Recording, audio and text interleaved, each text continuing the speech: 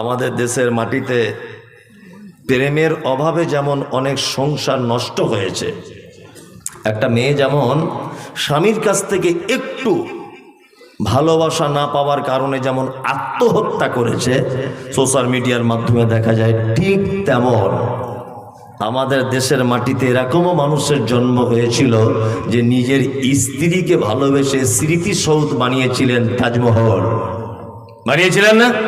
বানিয়েছিলেন। শাহজাহান তাজমহল তৈরি করেছিলেন। আল্লাহু আকবার। বুঝতে পেরেছেন? ওর স্ত্রী বেঁচে আছে না? পৃথিবীতে কেউ বেঁচে থাকবে না। এই সে মুর্শিদাবাদ নবাবরা কেউ বেঁচে আছে? কেউ বেঁচে নেই। আল্লাহ তাআলা বলছেন, ইয়াসাবু আন্না মাল ওয়াখলাদা, মাল জমা করার পরে মনে মনে ভাবে যে আমার সম্পদ আমাকে বাঁচাতে পারে বা আমি সম্পদের মাধ্যমে বাঁচবো। আল্লাহ বলছেন কাল্লা, কখনোই নয়। লায়ুম বাজান্না ফিল হোতামা, অচিরেই তোমাকে হোতামা নামক জাহান্নামে নিক্ষেপ করা হবে।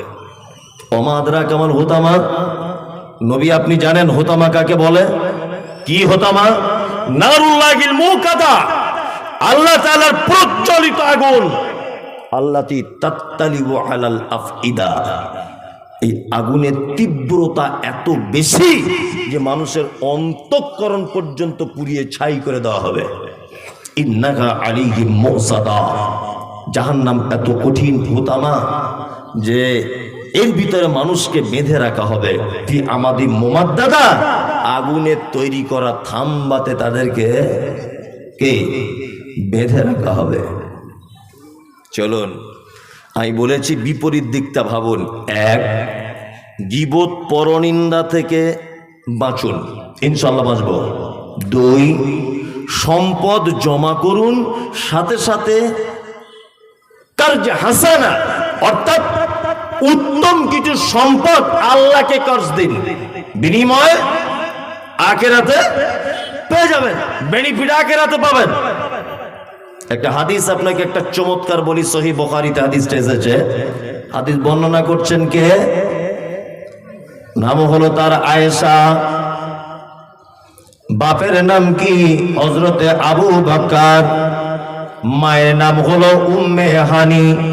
হাদিসের পরিভাষাতে আয়েশাকে বলা হয় মুহাদ্দিসা। শুধু এখানেই ক্ষান্ত নয়, বিশ্বনবী কোন বিবিকে আদর করে নাম ধরে ডাকতেন না, কিন্তু আয়েশাকে আদর করে ডাকতেন। তার নাম ছিল হুমাইরা। খাদিজাকেও বলা হয়েছে তাহিরা, কিন্তু তাহিরা উপাধিটা সেই কালের মক্কা মদিনার সমস্ত মানুষেরা দিয়েছে, কিন্তু আল্লাহর নবী একজন বিবিকে মাত্র আদর করে মিষ্টি করে বলে ডাকতেন, তার নাম হুমাইরা। হুমাইরা বলা হতো কেন? আয়েশা ছিল লাল রঙের পরিষ্কার, এই কারণে হুমাইরা বলা হতো। আয়েশা কে? আল্লাহর নবী বলছেন, আমার সঙ্গে আয়েশার বিবাহ হওয়ার আগে দুইবার স্বপ্নের মাধ্যমে আয়েশাকে দেখানো হয়েছে যে এটা হলো আয়েশা। আয়েশা কে? আল্লাহর নবী বলেছেন, আমি যখন অন্যান্য বিবিদের কাছে শুয়ে থাকি আমার কাছে কোরআন অবতীর্ণ হয় না, কিন্তু আবু বকরের বেটি আয়েশা এত ভাগ্যবতী নারী যে ওর বিছানায় থাকলে কোরআন অবতীর্ণ হয়। শুধু এখানেই ক্ষান্ত নয়, হাদিসের পরিভাষাতে আয়েশাকে বলা হয় মুহাদ্দিসা। যত মহিলা সাহাবিয়াতগণ হাদিস বর্ণনা করেছেন, আয়েশার থেকে হাদিস কেউ বেশি বর্ণনা করতে পারেনি। শুধু এখানেই ক্ষান্ত নয়, আয়েশা জীবনে 11,000 মেয়েকে কোরআনের শিক্ষা দিয়েছেন। এত অবদান ইসলামে তার। এই আয়েশা হাদিস বর্ণনা করছেন, সহিহ বুখারীতে একটা হাদিস আছে। এই হাদিস বর্ণনাকারিনী আয়েশা। কোন বিবি নবীজিকে করিলেন জিজ্ঞাসা, ওগো নবী তব সাথে দেখা হবে কার? নবী বলে দুনিয়াতে হাত লম্বা যার। মা আয়েশা বলে এ কথা যখন শুনিলাম কানেতে, কাঠখণ্ড লয়ে হাতে লাগিলাম মাপিতে। দেখিলাম বিবি সাউদার হাত লম্বা বলি, আমার মুখেতে ওগো পড়ে গেল কালি। হাত লম্বা রক্ত পরে পারিলাম বুঝিতে, দান ধন যারা করে এই দুনিয়াতে, তারপরে জয়নাব এসে নবীজিকে কয়, কেন জয়নাব আল্লাহর রাস্তায় বেশি করে ক্ষয়? এ গ্রামের মানুষ শুনুন, হাদিসটি বুখারীর। জয়নাবে আনন্দ আর আয়েশার মুখ ভারী। আল্লাহর নবীর বিবি আম্মা জান আয়েশা বলছেন, ইয়া রাসূলুল্লাহ, আপনার সঙ্গে কিয়ামতের দিনে সর্বপ্রথম কার দেখা হবে? নবী বলছেন, আয়েশা, যার হাতগুলি লম্বা হবে তার সঙ্গে আমার দেখা হবে। আয়েশা ব্যাপারটা বুঝতে পারলেন না, একটা কাঠের লাঠি নিয়ে অন্যান্য বিবিদের হাতগুলো মাপতে লেগে গেলেন। দেখা গেল বিবি সাউদার হাতটা লম্বা। আয়েশা অল্প বয়সের মেয়ে, তো বুদ্ধি কম, দুনিয়াবি বুদ্ধি একটু কম। তা আল্লাহ রসুলকে তখন বলছেন, আল্লাহ রসুল, তাহলে আপনার সঙ্গে কি আমার আর দেখা হবে না? সাউদার হাত লম্বা হয়ে গেল। তখন আল্লাহ রসুল সাল্লাল্লাহু আলাইহি ওয়াসাল্লাম বলছেন, আয়েশা, এই, আরে ওই রকম হাত লম্বা নয়, যারা দানের ব্যাপারে প্রতিযোগিতা করে, যারা সদকার ব্যাপারে প্রতিযোগিতা করে, আয়েশা শোনো, তার সঙ্গে কিয়ামতের দিনে আমার প্রথম দেখা হবে। ভাবতে পারা যায়? ভাবতে পারা যায়? ভাবতে পারা যায় না। অবাক করা ব্যাপার। আল্লাহ তাআলা বলছেন, আল্লাযী জামা মাল ওয়াদ্দাদা, যারা মাল আটকে রেখেছে, মাল জমা করে করে রেখে দিয়েছে, এই জমাকারীরা একদিন এটা বলবে, ফায়াকুলা লাউলা আখখারতানি ইলা আযালিন করিব, আল্লাহ, তুমি আমাদেরকে একবার ছুটি দাও, নিকট আত্মীয় পাড়া প্রতিবেশীদের কাছ থেকে ঘুরে আসি, যদি প্রয়োজন হয় কিছু নেকি তাদের কাছে গিয়ে ধার করি, বা কিছু ভালো কাজ করার কারণে পৃথিবীতে আবার গিয়ে নেকি অর্জন করে আসি। কোশ্চিন কালেও এটা সম্ভব হবে না। ইসলামে মাল জমা করার পদ্ধতি বলা আছে, তাছাড়া জাকাতের পদ্ধতি এলো কেন?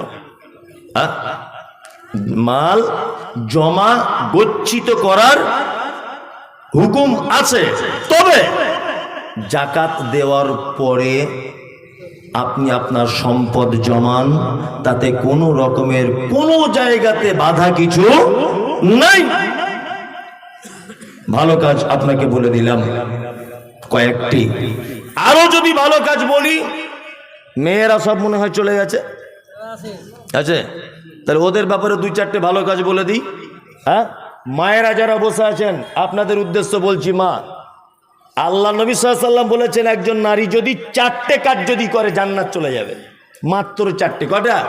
চারটা। এক, আল মারআতু ইযা সাল্লাত খামসাহা, একজন মানুষ, একজন মহিলা 5 ওয়াক্ত সালাত আদায় করবে। এক মাসে কতদিন করবে? কেউ 23 দিন করবে, কেউ 25 দিন করবে, কেউ 27 দিন করবে, বাকি দিন ছুটি, ওর কাজা টাজা কিছু করা লাগবে না। তবে সিয়াম, রমজানের রোজা হলে কাজা করা লাগবে। নাম্বার 2, অসামাত শাহরাকা, 1 মাস সিয়াম পালন করবে। ও আতাত বালাহা, স্বামীর সেবা করবে। স্বামী স্ত্রীর সম্পর্ক যাদের আছে তারাই জানেন, আপনাদের মুর্শিদাবাদের মেয়েরা কেমন সেবা করছে। জি, আল্লাহ নবী আর আয়েশা সিদ্দিকা রাদিয়াল্লাহু তাআলা আনহা, কি প্রেম, কি অভিনব ভালোবাসা। আম্মা জান আয়েশা বলছেন, যে গেলাসে আমি পানি পান করিতাম, পান করা হয়ে গেলে নবীকে দিতাম, দেখিতাম আমি ওগো নিজ নয়নেতে, ওখানে মুখ লাগায়া নবী পান করিতেন। গোস্ত খেয়ে হাড্ডি গুলো ফেলিয়া দিতাম, চুষে চুষে খেত নবী চোখেতে দেখিতাম। এত প্রেম ছিল। আল্লাহু আকবার। আল্লাহ রাসূল বলছেন, আয়েশা আমাকে এত ভালোবাসত। আম্মা জান আয়েশা বলছেন, আমি গেলাসে পানি পান করে গ্লাসটা রেখে দিয়েছি, আড়াআড়ি করে দেখছি এভাবে আল্লাহ রাসূল কি করে। আল্লাহ রসুলকে দেখেছি যে আমি যে জায়গাটায় মুখ লাগিয়েছে, আল্লাহ রসুল ওই জায়গাটাতেই মুখ লাগিয়ে পানি পান করছেন। এত প্রেম। আম্মা জান আয়েশা বলছেন, আমাদের বাড়িতে কখনো গোস্ত রান্না হলে হাড্ডিটা দস্তরখানে ফেলে দিতাম, আল্লাহর নবীকে দেখেছি আমি যে হাড্ডিটা চুষে ফেলে দিতাম, ওইটা আবার আল্লাহর নবী চুষে রস বার করে করে খেতে। আল্লাহু আকবার। প্রেম, এত ভালোবাসা, এত মহব্বত। ও আতাআত বালাহা ও আহসানাত ফারজাহা। নারী, তুমি যদি জান্নাত যেতে চাও ভালো কাজ করে এই 4টে কাজ করো। 5 ওয়াক্ত সালাত আদায় করো, সিয়াম পালন করো, স্বামীর সেবা করো, ও আহসানাত ফারজাহা, লজ্জাস্থানের হেফাজত করো, তুমি পর্দা করো। তোমার স্বামী বাড়িতে নাই, তোমার চাচাতো ভাই তোমার বাড়িতে আসবে বলছে, আসতে পাবে না। তোমার মামাতো ভাই আসবে বলছে, আসতে পাবে না। তোমার পাতানো মামা বুঝেন তো, পাতানো কুটুম, ওই রকম কেউ আসতে চাইছে, আসতে পাবে না। তোমার স্বামী বাড়ি নেই, তাই তোমার স্বামী বাড়ি নেই। তোমার ফুফুতো ভাই, খালাতো ভাই, তোমার বন্ধু, তোমার ক্লাস ফ্রেন্ড, তোমার বয়ফ্রেন্ড, কেউ তোমার বাড়িতে ঢুকতে পারবে না। তোমার স্বামী বাড়ি নেই, তোমার ভাইয়ের আপন বেটা আসতে চাইছে, আসতে পাবে, কোনো সমস্যা নেই। তোমার বোনের বেটা আসতে চাইছে, কোনো সমস্যা নেই। তোমার আপন দাদু আসতে চাইছে, কোনো সমস্যা নেই। তোমার আপন চাচা আসতে চাইছে, কোনো সমস্যা নেই। তোমার আপন মামা আসতে চাইছে, কোনো সমস্যা নেই। তোমার আপন ভাই আসতে চাইছে, কোনো সমস্যা নেই। নারী, মুহাম্মদ সাল্লাল্লাহু আলাইহি ওয়াসাল্লাম তিনি বলেছেন, আহসানাত ফারজাহা, তুমি তোমার লজ্জাস্থান হেফাজত করো, ফাতাদখুল মিন আইয়াবওয়াবিল জান্নাতি সাত। এই 4টে কাজ যদি করো তাহলে জান্নাতের যে কোনো দরজা দিয়ে তোমাকে ঢুকতে বলা হবে, তোমার ইখতিয়ার, তুমি ঢুকে যাবে।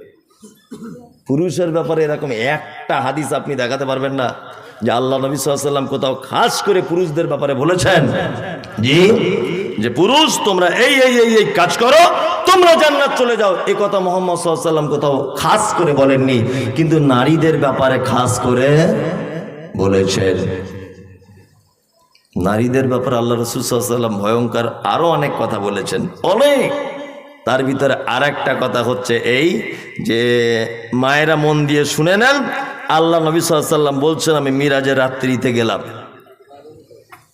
জান্নাতের ভিতরে দেখলাম সব দুর্বল মানুষেরা, সব ওই রিক্সা চালক, ফুচকাওয়ালা, ফেরিওয়ালা, জামা কাপড়ওয়ালা, গরিব মানুষ, আদাওয়ালা, রসুনওয়ালা, এই দুস্থ মানুষদেরা, যাদের আর্থিক অবস্থা খারাপ, মানুষ তুচ্ছ মনে করত, এই রকম শ্রেণীর মানুষকে আমি নবী মুহাম্মদ সাল্লাল্লাহু আলাইহি ওয়াসাল্লাম জান্নাতের ভিতরে দেখলাম, এই জান্নাতের ভিতরে। আর জাহান্নামে দেখলাম কাদের? গরিব অহংকারী, ধনী অহংকারী,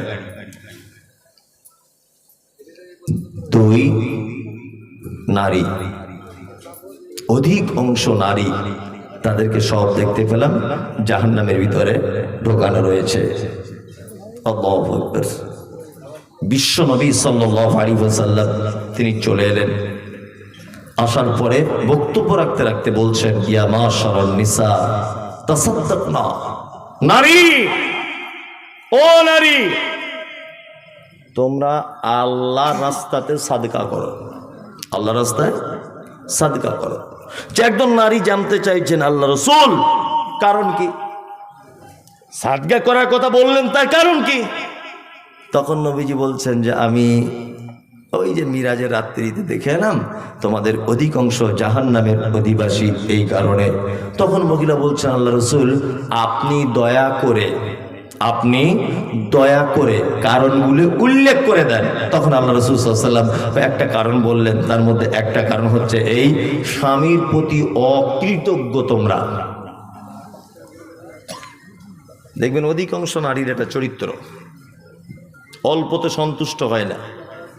আর পৃথিবীতে একটা প্রাণী আছে, একটা, যে মালিকের খায়, মালিকের বদনাম করে, তার নাম নারী।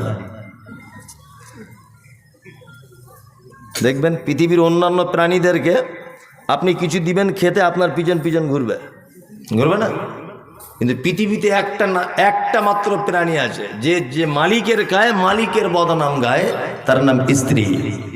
নারী বলতে সবাই না, স্ত্রীরা। ও কখনোই দেখবেন আপনার প্রশংসা করবে না।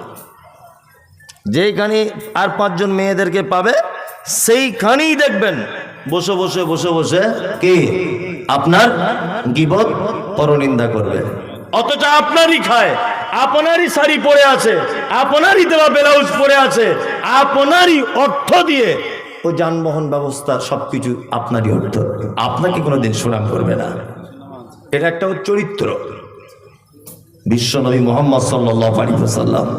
তারপরে আবার বলছেন, নারী তোমরা যে বেশি করে গীবত করো, ওই জন্য আমি সোশ্যাল মিডিয়াতে বারবার একটা কথা বলি যে আপনার বাড়িটাকে যদি সুস্থ রাখতে চান, আপনার বাড়িটা, তাহলে পাড়ার কোনো মেয়ে ছেলেকে ঢুকতে দেবেন না,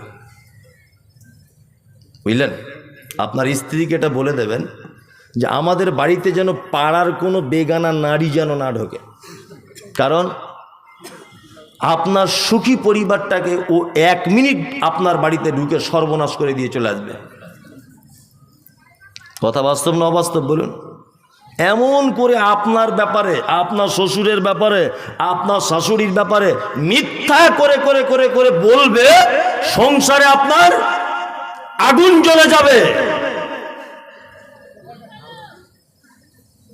আল্লাহ রাসূল সাল্লাল্লাহু আলাইহি ওয়াসাল্লাম তারপরে বলছেন, নারী তোমাদের আরেকটা গুণ খারাপ, সেটা হচ্ছে অল্পতে সন্তুষ্ট হও না তোমরা, এই কারণে তোমার থাকার জায়গা কোথায়? জাহান্নাম। মায়েদের কাছে বিনীত অনুরোধ যে আপনারা যারা বসে আছেন, আপনাদেরকে একটা হাদিস বলে দিলাম যে 4টি কাজ করবেন, বিনিময় জান্নাতের যে কোনো দরজা দিয়ে আপনি ঢুকে যেতে পারবেন। 2, আরেকটা হাদিস বললাম বিপরীত দিকের, যে আপনি সর্বক্ষণ সর্বদাতে এই 3টে কাজ থেকে নিজেকে হেফাজত করবেন। গীবত পরনিন্দা করবেন না, স্বামীর প্রতি সবসময় যত্নবান হবেন, আর অল্পতে সন্তুষ্ট হবেন, বেশি চাহিদা রাখবেন না। জি, উত্তরটা আপনার কাছে চাইছি। আর